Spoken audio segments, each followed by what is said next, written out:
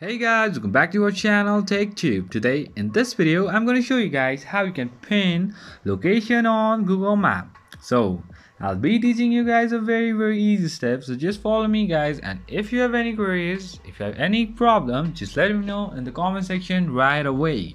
So firstly, let's get started. Firstly, what you need to do is just go to your Google Maps and then firstly search for the location that you want to pin. You can either go by searching it at the map or just press over here and search it over here. So let me just choose one from here like this, and then you'll have this prompt of options like this. Now scroll a bit, just swipe left a bit, and then what you need to do is just go to directions firstly, and then once you choose the direction, you'll be having the option to pin the location like this all the way bottom.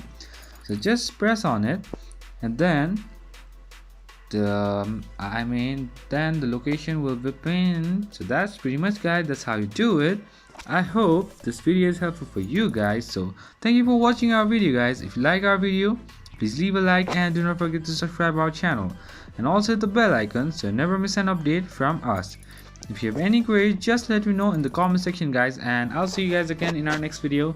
Till then, stay safe guys. Thank you for watching.